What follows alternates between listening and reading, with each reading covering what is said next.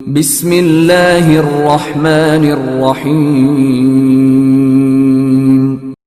Iqra बिस्मि रब्बिकल्लज़ी खलक़।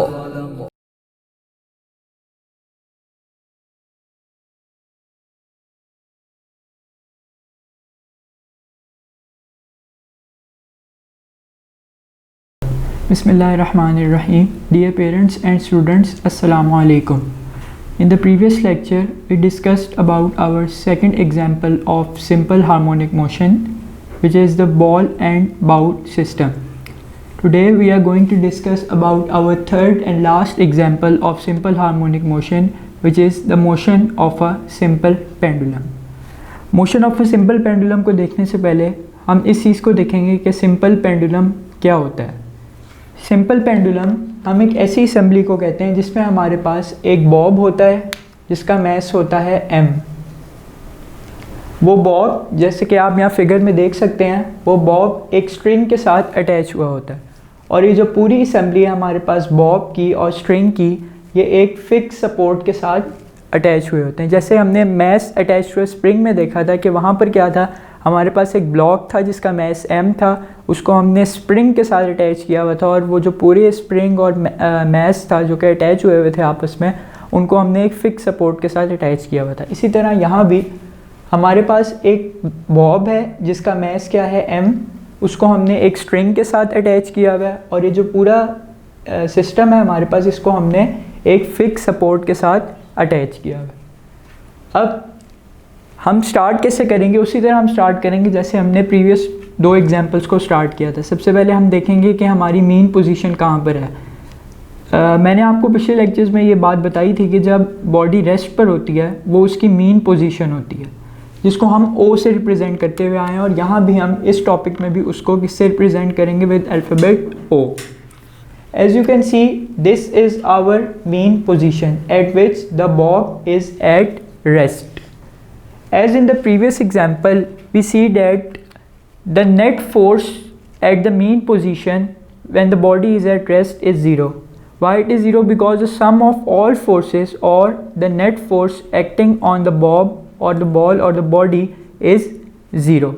So at the mean position, there are two forces acting on this bob. Which are these two forces? Number one force is the tension in the string. Number one force कौन सी है? Tension in the string. जैसे कि last example में भी मैंने आपको बताया था, आपने 9th क्लास में भी चैप्टर नंबर 3 में केसेस डिस्कस किए हैं जिसमें आपने एक मैस को एक स्ट्रिंग के साथ अटैच किया हुआ था और उसके मुख्तलिफ टेंशन और एक्सेलरेशन की डेरिवेशन आप chapter number 3 9th class dynamics में करके आए हो। इसी तरह जब भी हम किसी भी बॉडी को स्ट्रिंग के साथ अटैच कर देते हैं तो वेट के अगेंस्ट, वेट के रिएक्शन में एक और फोर्स एक्ट करती है, जिस फोर्स को हम क्या कहते हैं, उस फोर्स को हम कहते हैं tension in the string. So two forces acting on this Bob, number one is the tension in the string and number two is the weight of the Bob. अब अगर हम देखें, क्योंकि फोर्सेस हैं ये दोनों और फोर्स एक वेक्टर क्वांटिटी है, अगर हम इन दोनों की डायरेक्शंस को देखें तो डायरेक्शन ये दोनों की क्या है। अगर हम टेंशन की बात करें तो जो हमारे पास टेंशन इन द स्ट्रिंग है उसकी डायरेक्शन क्या है, as you can see in the figure, उसकी डायरेक्शन क्या है, अपवर्ड। और अगर हम अपनी सेकंड फोर्स को देखें जो कि क्या है, weight of the bob, that force is acting in the downward direction. As you already know that the weight of the body is always acting in the downward direction. So there are two forces at the mean position. There are two forces acting on this bob. Number one is the tension in the string and number two is the weight of the bob. At this position the body is at rest. Why it is at rest? Because the two forces are equal in magnitude but opposite in direction. जैसा कि मैंने आपको पिछली example में बताया था कि अगर किसी भी बॉडी, कोई भी बॉडी रेस्ट पर तब होती है जब उस पर कोई भी नेट फोर्स या नेट फोर्स जो है उस पर क्या होती है, ज़ीरो होती है। अगर आप देखें तो इन दोनों फोर्सेस की जो डायरेक्शन है वो डिफरेंट है, और बॉडी रेस्ट पर क्यों है, इसलिए क्योंकि इन दोनों की मैग्नीट्यूड भी क्या है, same. So the body is at rest when two forces acting on different directions but having same magnitude. So at this position, at the mean position O, the net force is 0, or you can say that the bob is at rest. Now what will happen next? अगर मैं क्या करूं, अगर मैं इस Bob को उसी तरह जैसे हम प्रीवियस दो केसेस में डिस्कस करके आए हैं कि अगर मैं इस बॉब को इसकी पोजीशन से डिस्प्लेस करता हूं, जैसा कि पिछली एग्जांपल में मैंने जो बॉल थी वो बाउल में पड़ी हुई थी और उसको मैंने उसकी मीन पोजीशन से डिस्प्लेस किया था to a certain position A. Now what will happen when I will move this bob from this position O to this position A, the restoring force will act on it, जिसकी वजह से क्या होगा, वो जो Bob होगा वो दोबारा अपनी किस पर जाएगा, मीन पोजीशन पे, जैसे हम पिछले केसेस में डिस्कस करते आए हैं. ये चीज़ अब आपको क्लियर हो गई होगी पिछली दो एग्जांपल से कि जब हम एक बॉडी को सिंपल हार्मोनिक मोशन में एक मीन पोजीशन से एक्सट्रीम पोजीशन की तरफ लेकर जाते हैं, तो हम जैसे ही उसे एक्सट्रीम पोजीशन की तरफ लेकर जाते हैं उस पर क्या एक्ट करती है, रिस्टोरिंग फोर्स. पिछले केस में जो रिस्टोरिंग फोर्स थी वो वेट ऑफ द बॉल थी. इस केस में भी आप देख सकते हो ये जो बॉब है आपके पास, इस केस में भी restoring force weight of the bob ही होगी. लेकिन अब हम थोड़ा सा डीप जाएंगे इसमें, हम चैप्टर नंबर 4 9th क्लास के रिव्यू को वहाँ से देखेंगे. आपने वहाँ पर एक टॉपिक डिस्कस किया था जिसे आप कहते हो resolution of forces. Resolution of forces में क्या था कि हम फोर्स को मुख्तलिफ कंपोनेंट्स में रिजॉल्व कर देते हैं. अगर मैं थोड़ा सा आपको रिवाइज करवाऊँ तो आपने इस तरह देखा था कि फॉर एग्ज़ाम्पल ये मेरे पास एक फोर्स थी जिसे मैं रिप्रेजेंट करता हूँ F से, ठीक है. अब जब हमने उसको कंपोनेंट्स में रिजॉल्व किया था तो हमने उसके 2 कंपोनेंट्स में उसको रिजॉल्व किया था. नंबर 1 इज़ उस फोर्स का X कंपोनेंट और नंबर 2 उस फोर्स का Y कंपोनेंट. जो कि हमारे पास X कंपोनेंट था उसको हम रिप्रेजेंट करते थे with symbol Fx because it is the X component of that force. और जो वर्टिकल कंपोनेंट होता था उसको हम किससे रिप्रेजेंट करते थे, Fy. ओके, मैं फिर से रिपीट करता हूँ. हमने चैप्टर नंबर 4 9th क्लास में फोर्स वाले चैप्टर में ये चीज़ डिस्कस की थी कि हम फोर्स को मुख्तलिफ कंपोनेंट्स में रिजॉल्व कर देते हैं जिसको हम क्या कहते हैं, रेजोल्यूशन ऑफ फोर्सेस. सो हमने क्या किया था, हमने फोर्स को उसके x और y कंपोनेंट में रिजॉल्व कर दिया था. So this is the x component and this is the y component and this force is making an angle theta with the horizontal surface. ठीक है, ये चीज़ मैंने आपको इसलिए यहाँ पर रिवाइज करवाई 9th क्लास से क्योंकि इस टॉपिक में हमने इस रेजोल्यूशन ऑफ फोर्सेस वाले कॉन्सेप्ट को अप्लाई करना है. चलें अब इस रेजोल्यूशन ऑफ फोर्सेस वाले कॉन्सेप्ट को हम यहाँ पर अप्लाई करते हैं. Coming back towards our topic, हमने क्या किया, हमने उसको ओ पोजीशन में उस पर 2 फोर्सेस एक्ट कर रही थी, एक वेट ऑफ द बॉब और एक टेंशन इन द स्प्रिंग. जब हमने उसे ए पोजीशन की तरफ डिस्प्लेस किया तो वो वापस किधर गई, पोजीशन ओ की तरफ ड्यू टू रिस्टोरिंग फोर्स.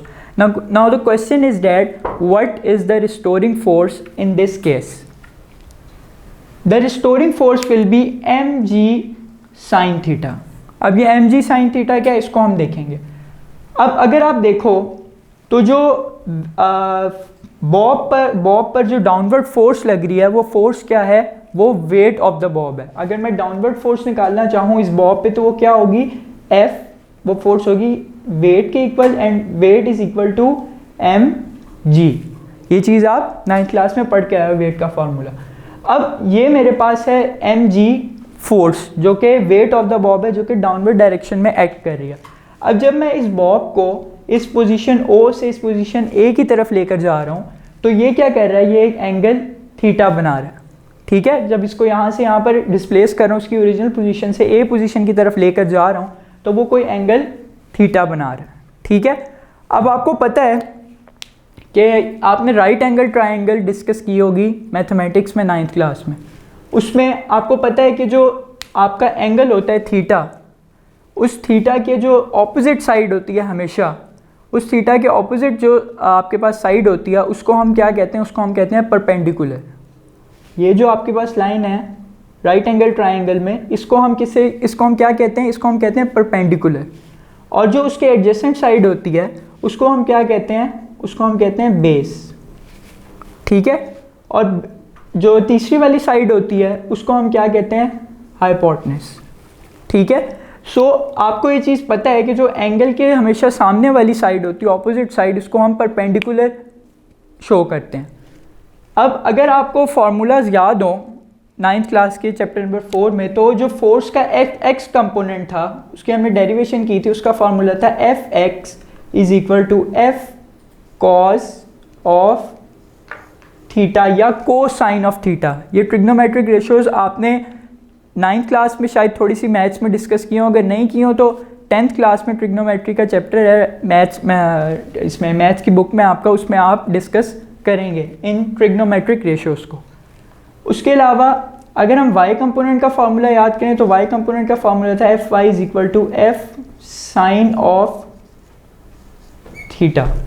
यानी कि अगर हमने फोर्स के x कंपोनेंट और फोर्स के y कंपोनेंट की मैग्नीट्यूड निकालनी हो तो हम किस तरह निकालेंगे, हम उस फोर्स की मैग्नीट्यूड को मल्टीप्लाई कर देंगे उसका जो वो एंगल बना रही है विद द हॉरिजॉन्टल सरफेस, उसका कोसाइन। इसी तरह अगर हमने फोर्स के y कंपोनेंट की मैग्नीट्यूड निकालनी हो तो फिर फोर्स और मल्टीप्लाई किस, फोर्स का मैग्नीट्यूड और उसे मल्टीप्लाई किससे कर देंगे, वो जो एंगल थीटा बना रही है उसके साइन से, ठीक है। अब अगर मैं अपने वाले केस पर आऊँ तो यहाँ पर मेरे पास जो फोर्स है वो फोर्स है मेरे पास, अगर मैं इसको यहाँ से देखूँ तो फोर्स है मेरे पास वेट के equal, that is equal to M G. अब अगर मैं उसका एक्स कंपोनेंट निकालना चाहूँ F X which is equal to W X which is equal to magnitude of that force, उस फोर्स की मैग्नीट्यूड क्या है एम जी, ठीक है। सो वो क्या हो जाएगा हमारे पास एम जी उस फोर्स की मैग्नीट्यूड, अब मैं एक्स कंपोनेंट निकाल रहा हूँ, multiply by cos of theta, ठीक है।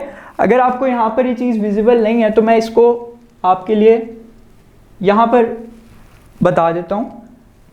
अगर मैं x कंपोनेंट निकाल रहा हूँ फोर्स का तो मेरे पास वो क्या होगा F X which is equal to W X which is equal to उस फोर्स की मैग्नीट्यूड, उस f फोर्स जो कि क्या है w, and w is equal to M G multiply by cosine of theta. वो थीटा क्या है, वो थीटा ये है जो मैंने आपको यहाँ पर शो किया।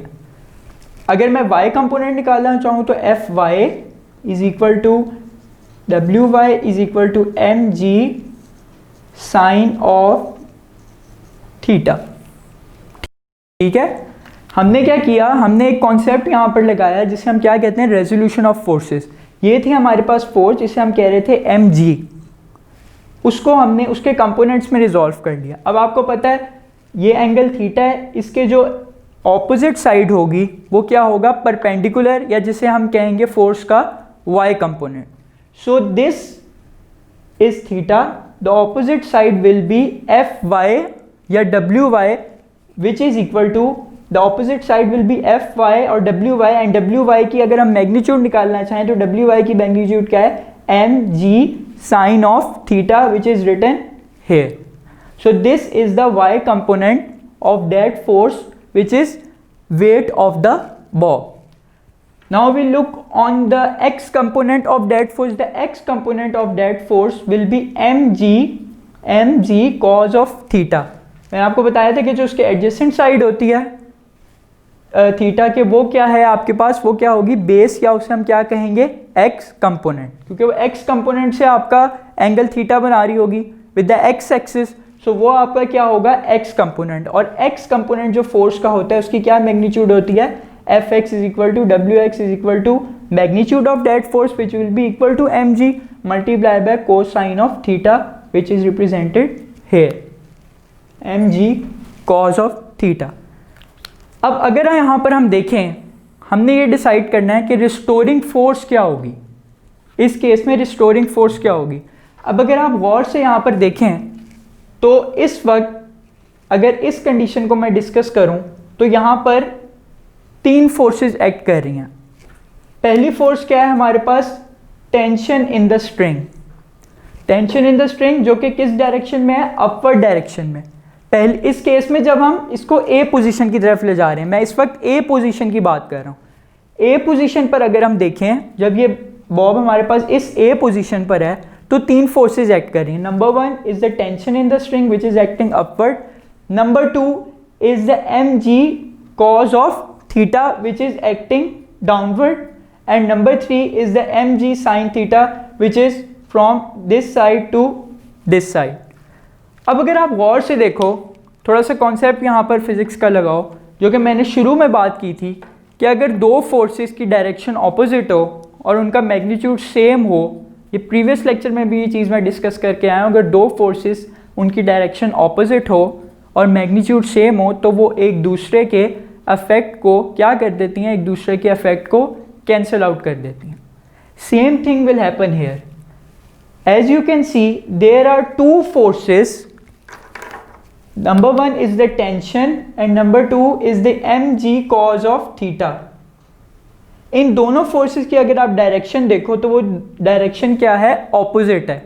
जब वो डायरेक्शन ऑपोजिट होगी और उन दोनों की मैग्नीट्यूड भी सेम होगी तो ये दोनों फोर्सेस क्या करेंगी, ये दोनों फोर्सेस एक दूसरे के अफेक्ट को क्या कर देंगी, कैंसिल आउट कर देंगी।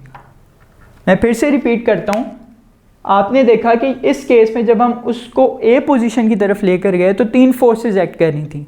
Number 1 is the tension in the string, number 2 is the x component of that force mg force mg cos theta, and number 3 is mg sin theta. अब हमें ये इससे पता चल गया कि जो दो फोर्सेस हैं, एक हमारे पास टेंशन इन द स्ट्रिंग और एक mg cos थीटा, इन दोनों की डायरेक्शन तो ऑपोजिट है, ये दोनों अपने इफेक्ट को कैंसिल आउट कर देंगी। जब ये दोनों अब एक दूसरे के इफेक्ट को कैंसिल आउट कर देंगी तो यहाँ पर इनका कोई, यानी कि इनकी वजह से रिस्टोरिंग फोर्स नहीं होगी। हम बेसिकली क्या करें, हम रिस्टोरिंग फोर्स को डिसाइड करना चाह रहे हैं कि इस केस में हमारी रिस्टोरिंग फोर्स क्या होगी, जो कि बॉब को मजबूर करेगी कि वो दोबारा मीन पोजीशन की तरफ जाए। सो इस कॉन्सेप्ट से हमें ये पता चल गया कि ये टेंशन इन द स्ट्रिंग और mg cos थीटा, ये दोनों तो एक दूसरे के इफेक्ट को कैंसिल आउट कर रही हैं, ये रिस्टोरिंग फोर्स नहीं हो सकती। तो फिर क्या होगी रिस्टोरिंग फोर्स, हमारे पास फिर एक ही रिस्टोरिंग फोर्स बचती है, और वो फोर्स कौन सी है, वो फोर्स का y कंपोनेंट है which is mg sin of theta.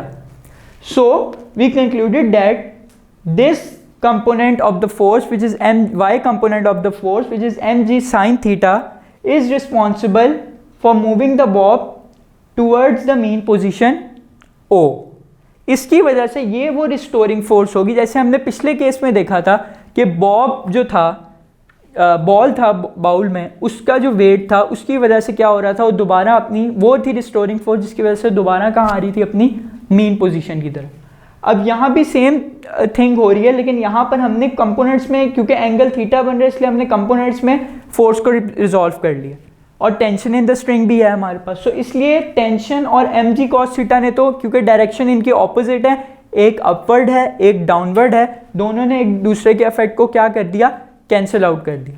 बची कौन सी फोर्स हमारे पास बची mg sin ऑफ थीटा। ये वो फोर्स का कंपोनेंट होगा जिसकी वजह से क्या होगा, बॉब दोबारा अपनी मीन पोजीशन O की तरफ मूव करेगी। So in that case the restoring force will be mg sin of theta, जिसकी वजह से बॉब दोबारा कहाँ जाएगा, अपनी मीन पोजीशन O की तरफ जाएगा। ठीक है, अब आगे वही सेम चीज़ जो कि हम प्रीवियस 2 एग्जाम्पल्स में डिस्कस करके आए हैं कि जब वो O पर आएगा तो O पर जब वो आएगा तो उसकी जो स्पीड होगी वो क्या हो जाएगी, उसकी स्पीड मैक्सिमम हो जाएगी, और जब उसकी स्पीड मैक्सिमम हो जाएगी और फिर एक और इफेक्ट इस पर अप्लाई होगा, एक और कॉन्सेप्ट इस पर अप्लाई होगा जो कि इनर्शिया का कॉन्सेप्ट है, जो कि इसको रेजिस्ट करवाएगा कि ये O पर रेस्ट पर ना आए। जैसे कि पिछले केसेस में हमने डिस्कस किया, जब वो दोबारा O पर आता है तो इनर्शिया उसे रेजिस्ट करवाता है कि वो दोबारा ना आए, रुके ना, रेस्ट पर ना आए अपनी O पोजीशन पे, बल्कि क्या करे, अपने मोशन को कंटिन्यू करे towards the extreme position B। ठीक है, जब वो एक्सट्रीम पोजीशन B की तरफ जाएगा ड्यू टू इनर्शिया, उसकी स्पीड क्या होगी, उसकी स्पीड लो हो जाएगी। जब उसकी स्पीड लो हो जाएगी तो फिर क्या होगा, जब वो दोबारा इस मीन एक्सट्रीम पोजीशन B की तरफ जाएगा, फिर उस पर क्या होगी, रिस्टोरिंग फोर्स एक्ट करेगी, और वो रिस्टोरिंग फोर्स क्या होगी, again the restoring force will be mg sin of theta. दोबारा under the action of that restoring force the bob will come towards the mean position O due to restoring force act on it. ठीक है, इसी तरह ये जो आपके पास to and fro motion या vibratory motion which is an special type, जो कि सिंपल हार्मोनिक मोशन जो है वाइब्रेटरी मोशन की स्पेशल टाइप है, वो जो टू एंड फ्रो मोशन होगा वो क्या होता जाएगा, वो कंटिन्यू होता जाएगा अनटिल उसकी जो पूरी जो फ्रिक्शन है या जो एनर्जी है, जो कि हमने पिछले केस में भी डिस्कस किया था, उसकी पूरी जो एनर्जी है वो लॉस नहीं हो जाती फ्रिक्शन की वजह से। उस वक्त तक वो क्या करता रहेगा, अपनी मोशन को कंटिन्यू करता रहेगा और रेस्ट पर नहीं आएगा।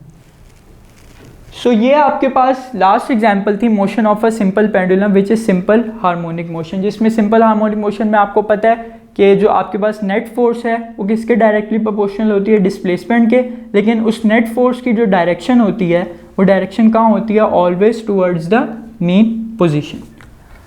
अब हम इसको बुक से और नोट से डिस्कस कर लेते हैं।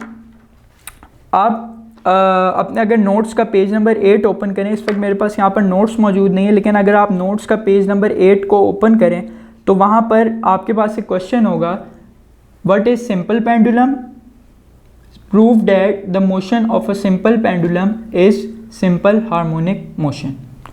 सबसे पहले आप क्या करोगे, सबसे पहले अगर आप वहाँ देखोगे तो आपके पास हेडिंग होगी, वो हेडिंग क्या होगी आपके पास, सिंपल पेंडुलम। पेज नंबर 8 है नोट्स का, मैं फिर से रिपीट करूँ, आप नोट्स जो हैं अपने साथ में निकाल कर जब भी लेक्चर सुने तो अपने नोट्स को साथ रखा करें। नोट्स का अगर आप पेज नंबर 8 ओपन करें तो उस पर क्वेश्चन होगा, what is simple pendulum, prove that the motion of a simple pendulum is SHM और सिंपल हार्मोनिक मोशन। उसमें फर्स्ट हेडिंग होगी आपके पास सिंपल पेंडुलम। अब सिंपल पेंडुलम की क्या डेफिनेशन है, सिंपल पेंडुलम की डेफिनेशन हम देखेंगे, a simple pendulum also exhibits SHM। ये है क्या, it consist of a small Bob of mass m। वो क्या होता है, उसमें एक बॉब होता है जिसका मैस क्या होता है आपके पास m। It consist of a small Bob of mass m suspended, यानी कि उसको छोड़ा हुआ है, सस्पेंड किया हुआ है, from a light string of length L। एक लाइट स्ट्रिंग के साथ उसको हमने क्या किया हुआ है, सस्पेंड किया हुआ है नीचे की तरफ, और उस स्ट्रिंग जो है उसकी लेंथ हमारे पास क्या है, उसे हम शो कर रहे हैं विद लेटर L। एक हमारे पास बॉब है मैस m, उसको सस्पेंड किया हुआ है हमने किससे, एक लाइट स्ट्रिंग से जिसकी लेंथ क्या है L। It consists of a small bob of mass m suspended from a light string L fixed at its upper end। और ये जो स्ट्रिंग है उसको हमने फिक्स किया हुआ है उसके एक अपर एंड के साथ, ताकि वो वहाँ उसके साथ फिक्स रहे और मोशन में हमारे पास कोई डिस्टर्बेंस ना आए। सो क्या है सिंपल पेंडुलम, एक बॉब है जिसका मैस m है, उसको हमने एक लाइट स्ट्रिंग के साथ सस्पेंड किया हुआ है और उस स्ट्रिंग को हमने एक सपोर्ट के साथ अटैच किया। So this is the definition of simple pendulum. अब अगर आप नेक्स्ट हेडिंग पे जाओगे तो वहाँ हेडिंग होगी एट मीन पोजीशन O, जैसे कि हम पहले डिस्कस करते आए हैं दोनों क्वेश्चंस में। In the equilibrium position O the net force on the bob is 0 and the bob is stationary. मैंने पहले ही डिस्कस कर लिया हमने ये चीज़ कि बॉब स्टेशनरी क्यों होगा या रेस्ट पे क्यों होगा, क्योंकि उस पर जो नेट फोर्स है वो क्या है, 0। और आपको पता है नेट फोर्स क्या होती है, is the sum of all forces acting on that body. So there are two forces acting on the body, tension in the string in the equilibrium position and weight of the bob. So उन दोनों की magnitude same है और direction opposite है, दोनों एक दूसरे के इफेक्ट को कैंसिल करेंगे और बॉडी किस पर होगी, हमारी रेस्ट पर होगी। Now if we bring the bob to extreme position A the net force is not 0। जब हम उसको A पोजिशन की तरफ लेकर जाएंगे तो नेट फोर्स 0 नहीं होगी। नेट फोर्स 0 क्यों नहीं होगी वो हम आगे देखेंगे रीडिंग में, क्योंकि उस पर रिस्टोरिंग फोर्स एक्ट करेगी। समझा चुका हूँ मैं आपको, इसको अब हम रीडिंग में आगे देखते हैं। Now if you bring the bob to extreme position A the net force is not 0। There is no force acting along the string as the tension in the string cancels the component of the weight mg cos theta. ये बहुत important line है, बहुत important concept है, इसको दोबारा read करते हैं। There is no force acting along the string। इस स्ट्रिंग के along कोई फोर्स एक्ट नहीं कर रही। क्यों नहीं एक्ट कर रही, क्योंकि जो टेंशन इन द स्ट्रिंग है, जो टेंशन फोर्स है स्ट्रिंग में, वो कैंसिल कर रही है इफेक्ट को, किसके इफेक्ट को? इन the string mg cos of theta. यही चीज़ मैंने आपको बताई थी कि यहाँ पर 3 फोर्सेज हैं, लेकिन जो 2 फोर्सेज हैं वो एक दूसरे के इफेक्ट को कैंसिल आउट कर रही हैं। इसका मतलब है इस जो हमारे पास ये जो स्ट्रिंग है इस वक्त इस पर कोई फोर्स एक्ट नहीं कर रही। यही वो कह रहा है, there is no force acting along the string as the tension in the string cancels the component of the weight mg cos of theta, hence there is no motion along this direction. इस जो आपके पास string है इसमें कोई motion नहीं होगी। अब motion किस वजह से होगी वो आगे बताता है। The component of the weight mg sin of theta is directed towards the mean position and acts as a restoring force. ये बड़ा इंपॉर्टेंट एमसीक्यूज भी है इस लाइन में कि आपके पास इस केस में, in the case of simple pendulum, what will be the restoring force? So the restoring force will be the component of the weight mg sin theta which is directed towards the mean position and acts as a restoring force. So mg sin theta will be the restoring force. Due to this force, the bob starts moving towards the mean position O. इसकी वजह से क्या होगा? Bob दोबारा कहाँ जाएगा? अपनी mean position O की तरफ. At O, the bob has got the maximum velocity and due to inertia, it does not stop at O, rather it continues to move towards the extreme position B. O पर वही concept जो हम पिछली 2 examples में discuss करके आए हैं, वो रुकेगा नहीं बल्कि इनर्शिया की वजह से क्या करेगा? अपने मोशन को कंटिन्यू करेगा। अब नेक्स्ट हेडिंग होगी आपके पास at extreme positions A and B. During its motion towards point B, the velocity of the bob decreases due to restoring force. O पर उसकी velocity maximum हो गई थी, लेकिन inertia की वजह से जब वो B की तरफ गया तो उसकी speed क्या कर गई या velocity क्या कर गई? Decrease कर गई due to restoring force mg sin theta act on it. During its motion towards B, the velocity of the bob decreases due to restoring force. The velocity of the bob becomes 0 as it reaches the point B. अब होगा क्या? At some instant, कुछ लम्हे के लिए उसकी velocity क्या हो जाएगी? 0 हो जाएगी, और कुछ लम्हे के लिए 1 सेकेंड या उससे भी कम मिली सेकेंड्स के लिए वो क्या हो जाएगा? बॉब बी पोजीशन पे जाकर रेस्ट पर आ जाएगा। लेकिन वो एक लम्हे के बाद दोबारा मीन पोजीशन ओ की तरफ जाएगा। क्यों जाएगा? क्योंकि उस पर दोबारा क्या एक्ट करेगी?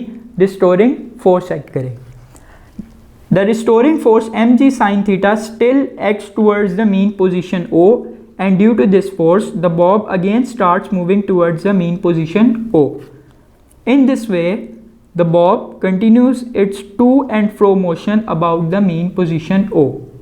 यही हमने कहा था कि to and fro motion of body about its mean position is vibratory motion. तो इसी तरह होगा, वो अपनी to and fro motion O के along O position के about continue करता जाएगा। It is clear from the above discussion that the speed of the bob increases while moving from point A to O due to restoring force which acts towards O.